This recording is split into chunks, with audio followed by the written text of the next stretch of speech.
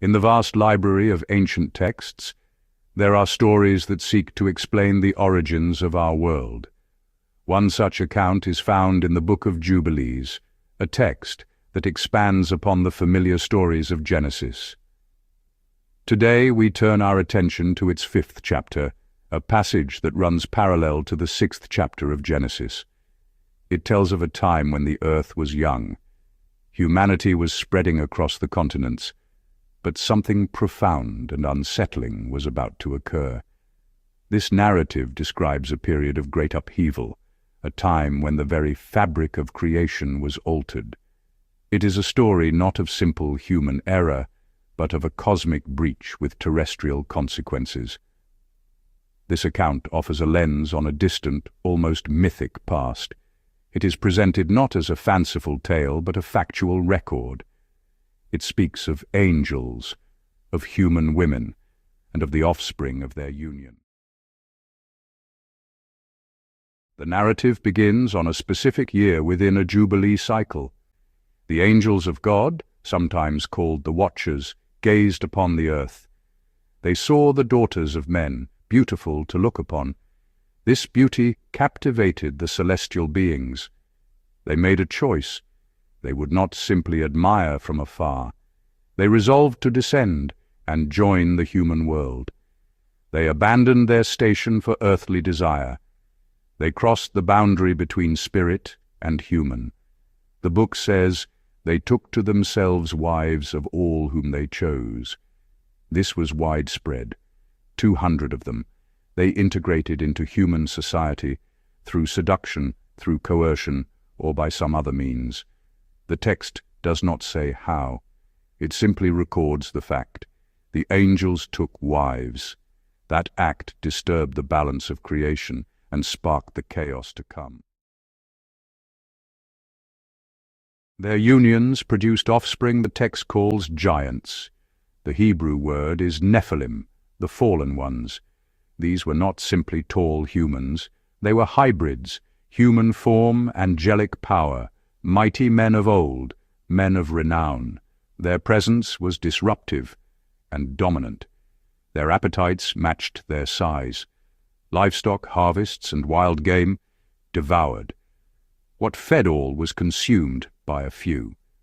As resources dwindled, they became monstrous. They began to devour each other, then turned toward humanity itself. Lawlessness increased. Order broke down. They were consumers and destroyers. Forbidden knowledge spread. Warfare, sorcery, vanity. The world was infected with pervasive wickedness. The Book of Jubilees paints a grim picture. Man, cattle, beasts, birds, everything that walks on the earth. The orders of life were disrupted. Nature itself bent out of shape. Violence ruled. Justice evaporated.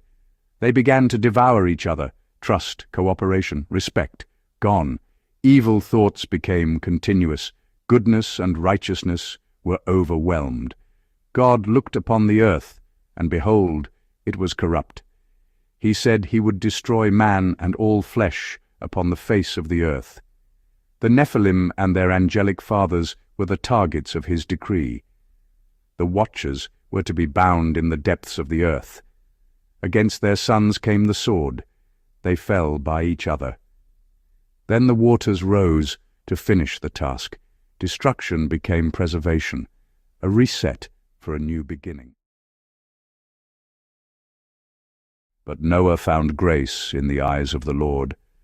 He was perfect in his generations.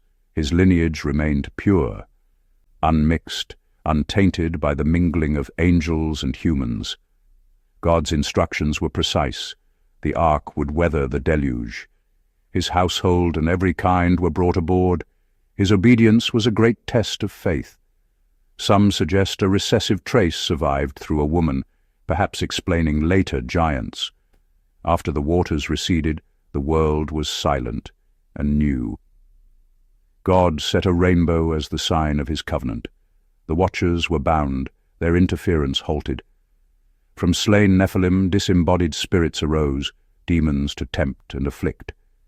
Jubilees reads the 120 years as 120 Jubilee cycles, 6,000 years for this age. History unfolds on a divinely ordered timeline toward an appointed end. 1. Spiritual beings transgressed their domain and took human wives. 2. Their offspring were the Nephilim, giants whose presence corrupted the world. 3. Pervasive violence prompted God to cleanse the earth with a great flood. 4. Noah was chosen because his lineage was pure. 5.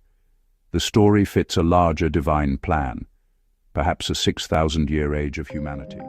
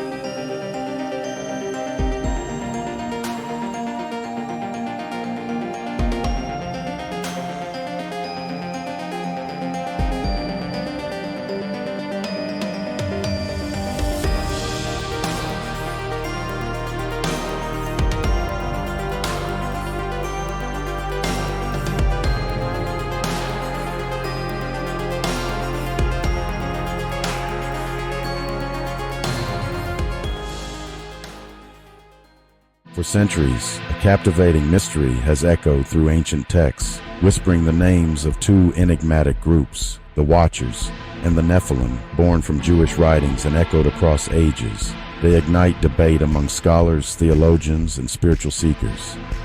And they press us to ask, where are the boundaries between the divine and the human? These stories unsettle and fascinate by challenging our view of the primeval world.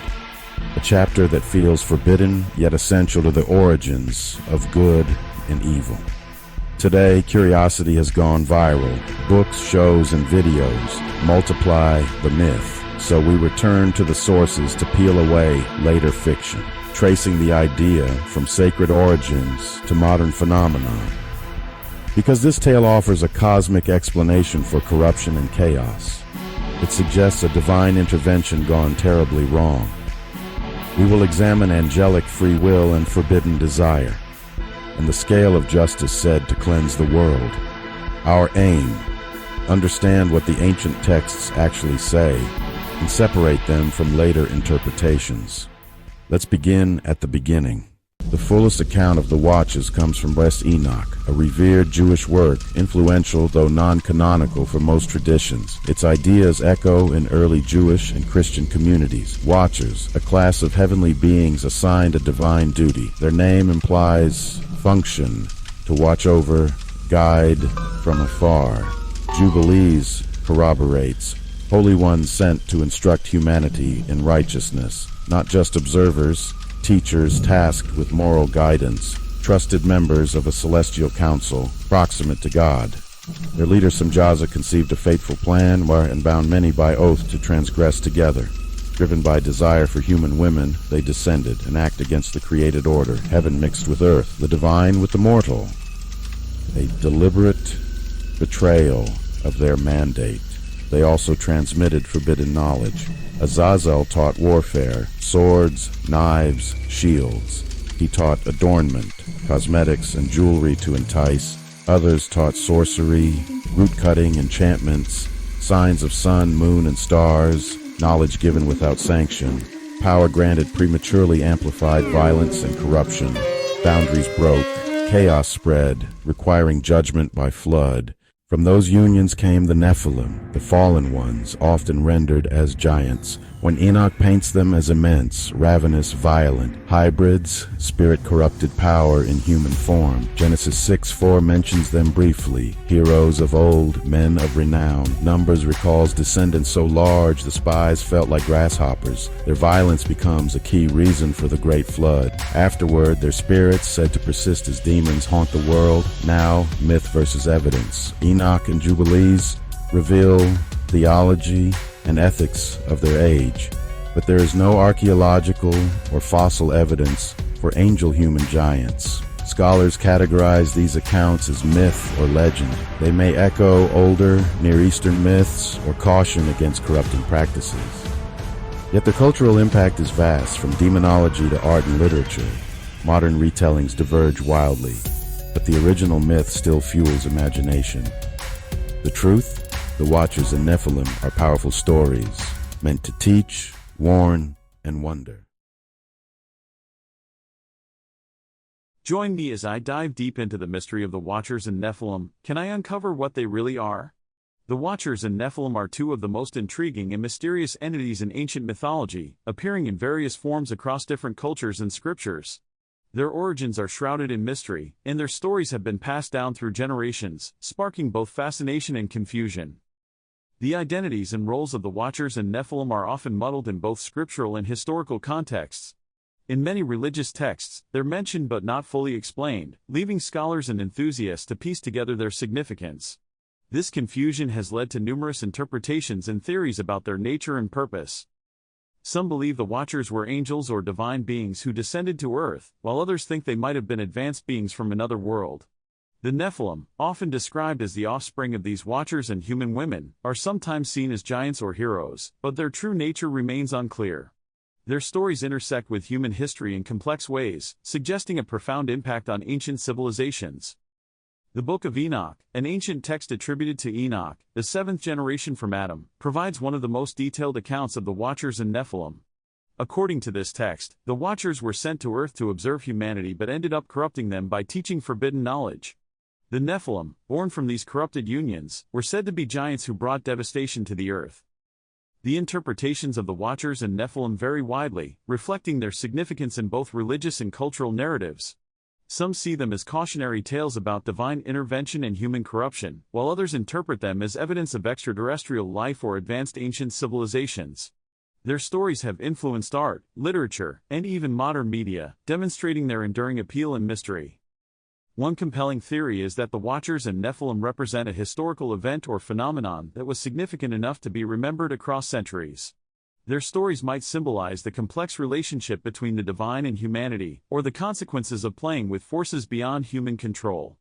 Another theory suggests they were real beings who played a role in shaping human history, possibly influencing the development of certain cultures or technologies. The impact of the Watchers and Nephilim on humanity and spirituality cannot be overstated. They challenge our understanding of the ancient world and our place within it, inviting us to explore the boundaries between myth and reality. Their stories encourage us to reflect on our values, our relationship with the divine, and the consequences of our actions. In conclusion, the Watchers and Nephilim remain an enigma, a puzzle that continues to intrigue and inspire us. By exploring their stories and significance, we gain a deeper understanding of ancient texts and human history, and perhaps, a glimpse into the mysteries that lie beyond our mundane reality. If you've enjoyed unraveling the mystery of the Watchers and Nephilim with me, please share your thoughts in the comments below. Don't forget to check out my video on other ancient myths and legends for more deep dives into the unknown.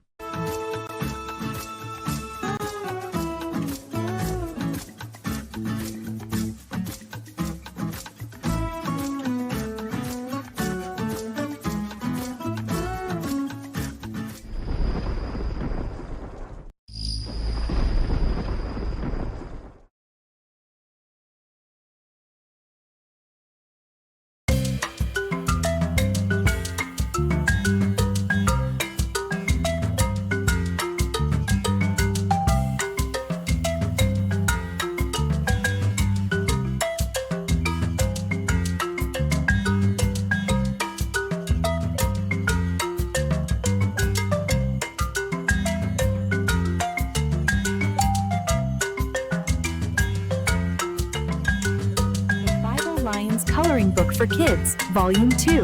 Available August 15, 2025 on Amazon. The Bible Lions Coloring Book for Children. Color 30 fun designs of inspirational verses and Christian artwork. A beautiful children's coloring book designed to fill your child's mind with the positive words of God's love. The Bible Lions Coloring Book for Kids was designed to be a fun, yet effective way to help children calm their tension, Hand-lettered quotes and adorable hand-designed illustrations will inspire your child as they reflect on God's promises.